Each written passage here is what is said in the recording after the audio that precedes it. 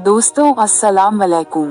दोस्तों शब-ए मेराज क्या है, इसका क्या वाक़या है? आइए शब-ए मेराज को पूरा डिटेल्स में जानते हैं। दोस्तों मेराज की घटना नबी सल्लल्लाहु अलैहि वसल्लम का एक महान चमत्कार है और इसमें आप सल्लल्लाहु अलैहि वसल्लम को अल्लाह ने विभिन्न निशानियों का जो अनुभव कराया ये भी अति महत्वपूर्ण है। वीडियो लास्ट तक जरूर देखें ताकि आपको अच्छे से समझ आ जाए। अगर चैनल पर नए हो तो चैनल को सब्सक्राइब करें और वीडियो को लाइक करें। चलिए शुरू करते हैं आज की वीडियो। शब-ए मेराज के दो भाग हैं। प्रथम भाग को इसरा और दूसरे को मेराज कहा जाता है, लेकिन सार्वजनिक प्रयोग में दोनों ही को मेराज के नाम से याद कर लिया जाता है। इसरा क्या है? इसरा कहते हैं रात के एक भाग में चलना।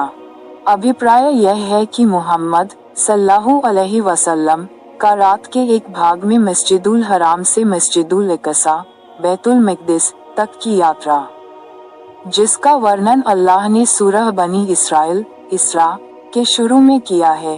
क्या ही महिमावान है वह जो रातों रात अपने बंदे मोहम्मद को प्रतिष्ठित मस्जिद काबा से दूरवर्ती मस्जिद अक़सा तक ले गया, जिसके चतुर्दिक को हमने बरकत दी ताकि हम उसे अपनी कुछ निशानियां दिखाएं। निस्संदेह वही सब कुछ सुनता देखता है। अल कुरान सूरह इसरा 1। मस्जिद ए हराम मक्का में है और मस्जिद ए अक़सा फिलिस्तीन में है। दोनों के बीच की दूरी 40 दिन की थी। 40 दिन की यह दूरी अल्लाह के आदेश से रात के एक थोड़े से भाग में तय हो गई, जिसमें अल्लाह की महानता की पहचान है कि उसका कोई भी काम माध्यम का पाबंद नहीं होता। मेराज क्या है? मेराज का अर्थ होता है चढ़ने का माध्यम अर्थात सीढ़ी। मस्जिद ए अक़सा से नबी सल्लल्लाहु अलैहि वसल्लम को आसमानों पर ले जाया गया। कुछ रिवायतों में सीढ़ी का शब्द प्रयोग हुआ है कि इसी के द्वारा आपको आसमानों पर ले जाया गया था। इसीलिए आसमानी यात्रा के इस दूसरे भाग को मेराज कहा जाता है। इसका कुछ वर्णन अल्लाह ने सूरह नज्म में किया है और अन्य बातें हदीसों में विस्तृत रूप में बयान हुई हैं। इसरा और मेराज की यह घटना वास्तव में एक महत्वपूर्ण चमत्कार है। विदित है कि 40 दिन की यात्रा रात के एक थोड़े भाग में कर लेना किसी इंसान के वश की बात नहीं। उसी प्रकार रात के उसी भाग में आसमानों की सैर कर लेना भी प्रत्यक्ष रूप में एक अनहोनी सी घटना है।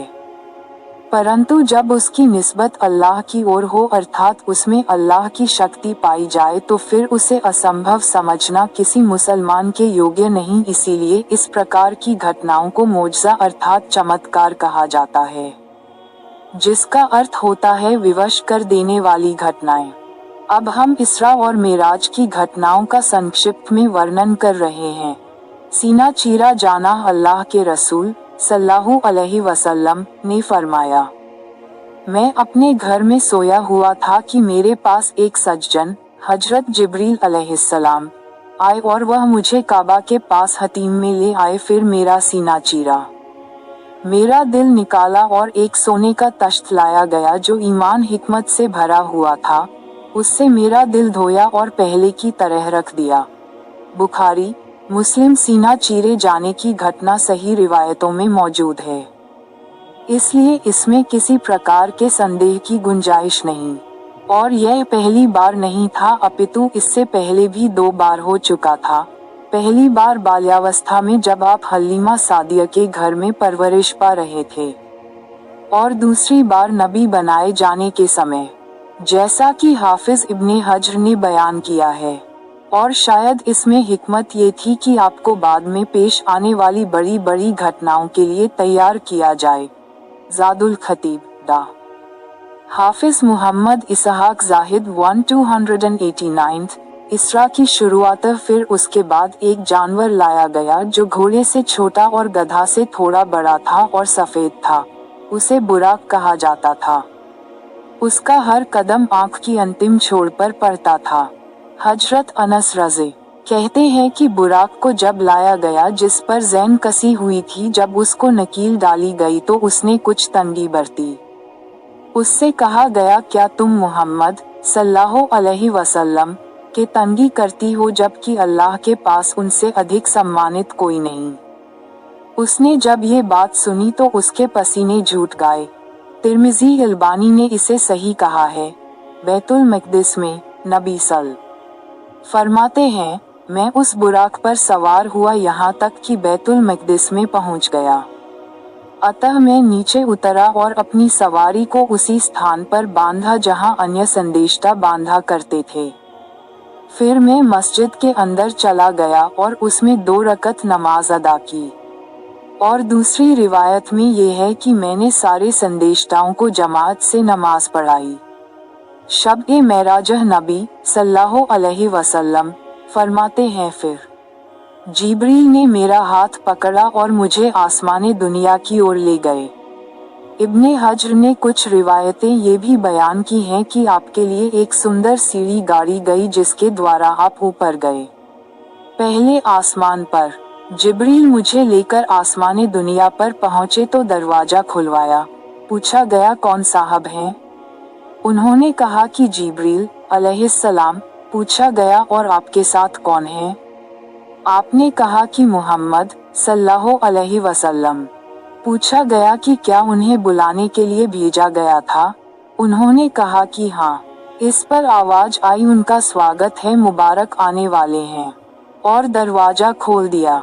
जब मैं सल्लल्लाहु अलैहि वसल्लम अंदर गया तो वहाँ आदम अलैहिस्सलाम को देखा।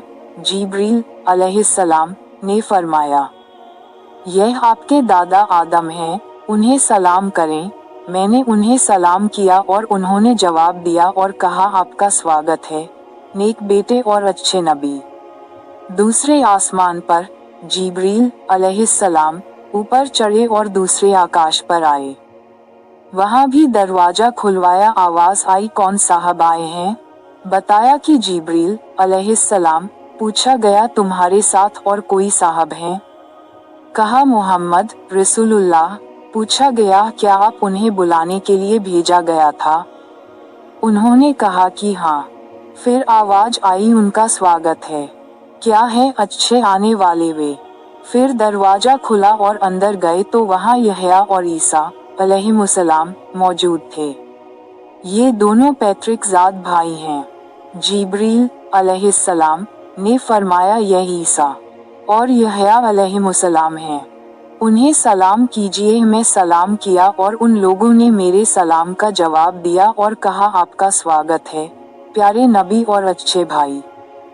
तीसरे आसमान पर फिर जिब्रील अलैहिस्सलाम मुझे तीसरे आसमान पर लेकर चढ़े और दरवाजा खुलवाया। पूछा गया, कौन साहब आए हैं? कहा कि जिब्रील। पूछा गया, और अपने साथ कौन साहब आए हैं? कहा कि मोहम्मद पैगंबर। पूछा गया, क्या उन्हें लाने के लिए भेजा गया था? कहा कि हाँ। इस पर आवाज आई, उन्हें आपका स्वागत है, क्या ही अच्छे आने वाले हैं। दरवाजा खुला और जब मैं अंदर गया तो वहाँ यूसुफ अलैहिस्सलाम मौजूद थे। जिब्रील अलैहिस्सलाम ने फरमाया कि यह यूसुफ हैं, उन्हें सलाम कीजिए। मैंने सलाम किया तो उन्होंने जवाब दिया और कहा, आपका स्वागत है, नेक नबी और अच्छे भाई। चौथे आसमान पर फिर हजरत जिब्रील अलैहिस्सलाम मुझे लेकर ऊपर चढ़े और चौथे आसमान पर पहुँचे। दरवाजा खुलवाया तो पूछा गया, कौन साहब हैं? बताया कि जिब्रील। पूछा गया, और अपने साथ कौन है? कहा कि मोहम्मद पैगंबर। पूछा गया कि क्या उन्हें बुलाने के लिए आपको भेजा गया था? कहा, हाँ। कहा, जवाब मिला, उनका स्वागत है, क्या ही अच्छे आने वाले हैं वह। अब दरवाजा खुला। वहाँ इदरिस अलैहिस्सलाम की सेवा में पहुँचे। जिब्रील अलैहिस्सलाम ने फरमाया, यह इदरिस अलैहिस्सलाम हैं, उन्हें सलाम कीजिए। मैंने उन्हें सलाम किया और उन्होंने जवाब दिया और कहा, आपका स्वागत है, नेक भाई और नेक नबी। पांचवें आसमान पर फिर मुझे लेकर पांचवें आसमान पर आए और दरवाजा खुलवाया। पूछा गया, कौन साहब हैं? कहा कि जिब्रील। पूछा गया, तुम्हारे साथ कौन साहब आए हैं? कहा कि मोहम्मद रसूलुल्लाह। पूछा गया कि उन्हें बुलाने के लिए भेजा गया था। कहा कि हाँ। तब आवाज आई, स्वागत है उनका, अच्छे आने वाले हैं वे। यहाँ हारून अलैहिस्सलाम की सेवा में हाजिर हुए तो जिब्रील अलैहिस्सलाम ने बताया कि यह हारून हैं, उन्हें सलाम कीजिए। मैं उन्हें सलाम किया, उन्होंने उत्तर दिया और कहा, स्वागत नेक नबी और अच्छे भाई। छठे आसमान पर यहाँ से आगे बढ़े और छठे आसमान पर पहुँचे और दरवाजा खुलवाया। पूछा गया, कौन साहब आए हैं? बताया कि जिब्रील। पूछा गया, आपके साथ कोई अन्य साहब आए हैं? कहा कि मुहम्मद पैगंबर। पूछा गया, क्या उन्हें बुलाने के लिए भेजा गया था? कहा कि हाँ। तब कहा, उनका स्वागत है, अच्छे आने वाले हैं वे। जब वहाँ मूसा अलैहिस्सलाम की सेवा में हाजिर हुए तो जिब्रील अलैहिस्सलाम ने फरमाया कि यह मूसा हैं, उन्हें सलाम कीजिए। मैं सलाम किया और उन्होंने सलाम का जवाब देने के बाद कहा, स्वागत है नेक नबी और अच्छे भाई। जब आगे बढ़ा तो वह रोने लगे। उनसे पूछा गया कि आप क्यों रो रहे हैं? तो उन्होंने कहा, मैं इस पर रो रहा हूँ कि यह लड़का मेरे बाद नबी बनाकर भेजा गया, लेकिन जन्नत में उसके अनुयायी मेरी उम्मत से अधिक होंगे। सातवें आसमान पर फिर जिब्रील अलैहिस्सलाम मुझे लेकर सातवें आसमान की ओर गए और दरवाजा खुलवाया। पूछा गया, कौन साहब आए हैं? कहा कि जिब्रील। पूछा गया, और अपने साथ कौन साहब आए हैं? जवाब दिया कि मुहम्मद पैगंबर। पूछा गया, क्या उन्हें बुलाने के लिए भेजा गया था? कहा कि हाँ। तब कहा कि उनका और आपका स्वागत है, क्या ही अच्छे आने वाले हैं वे। जब अंदर गए तो वहाँ इब्राहीम अलैहिस्सलाम उपस्थित थे। जिब्रील अलैहिस्सलाम ने कहा कि यह आपके जद्दे अमजद हैं, उन्हें सलाम करें। मैंने उन्हें सलाम किया तो उन्होंने जवाब दिया और कहा, आपका स्वागत है, नेक नबी और नेक बेटे। फिर सिदरतुल मुंतहा मेरे सामने कर दिया गया। मैंने देखा कि इसके फल हिज्र स्थान के मेटकों की तरह बड़े थे और उसके पत्ते हाथियों के कान की तरह थे। जिब्रील अलैहिस्सलाम ने कहा कि यह सिदरतुल मुंतहा है। वहाँ 4 नदियाँ देखीं, 2 नीचे की ओर और 2 ऊपर की ओर। मैंने पूछा, जिब्रील ये क्या हैं? उन्होंने बताया कि 2 अंदर वाली नदियाँ जन्नत में हैं और 2 बाहर वाली नदियाँ नील और फरात हैं। शबे मेराज का असल तोहफा। फिर मेरे सामने बैतुल मामूर को लाया गया। वहाँ मेरे सामने 3 बर्तन प्रस्तुत किए गए, एक में शराब, दूसरे में दूध और तीसरे में शहद था। मैंने दूध का बर्तन ले लिया तो जिब्रील अलैहिस्सलाम ने फरमाया, यही प्रकृति है और आप तथा आपकी उम्मत इसी पर कायम है। फिर मुझ पर दिन और रात में 50 नमाजें अनिवार्य की गईं।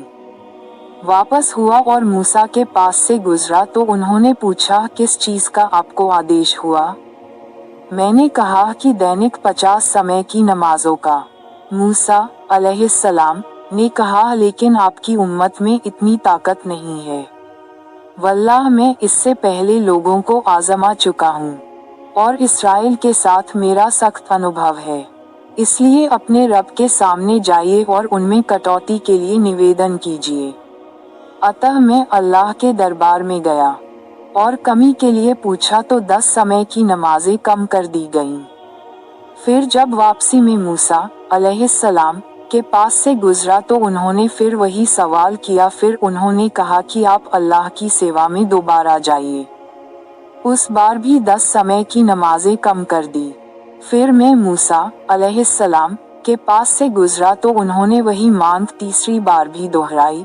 अतः इस बार भी अल्लाह के दरबार में उपस्थित होकर 10 समय की नमाजें कम कराईं। मूसा अलैहिस्सलाम के पास फिर गुजरा, उन्होंने फिर यही राय जाहिर की। फिर बारगाहे इलाही में हाजिर हुआ तो मुझे 10 समय की नमाज का आदेश था। मैं वापस होने लगा तो फिर मूसा अलैहिस्सलाम ने वही कहा। अब बारगाहे इलाही में उपस्थित हुआ तो दैनिक 5 समय की नमाजों का आदेश शेष रहा। मूसा अलैहिस्सलाम के पास आया तो आपने कहा, अब कितना कम हुआ? मैंने हजरत मूसा अलैहिस्सलाम को बताया कि दैनिक 5 बार की नमाजों का आदेश हुआ है। कहा कि आपकी उम्मत इसकी भी ताकत नहीं रखती। मेरा तजर्बा पहले लोगों से हो चुका है और इसराइलियों का मुझे कड़वा अनुभव है। अपने रब के दरबार में फिर हाजिर होकर नमाज में कटौती के लिए निवेदन करें। आप सल्लल्लाहु अलैहि वसल्लम ने फरमाया, मैंने अल्लाह सर्वशक्तिमान से सवाल कर चुका और अब मुझे शर्म आती है। अब मैं बस इसी पर राजी हूँ। आप सल्लल्लाहु अलैहि वसल्लम ने फरमाया कि फिर जब मैं वहां से गुजरने लगा तो एक आवाज लगाने वाले ने आवाज लगाई, मैं अपना आदेश जारी कर दिया। ए मुहम्मद, अब हर दिन और रात में 5 नमाजें ही हैं और हर नमाज 10 नमाजों के बराबर है।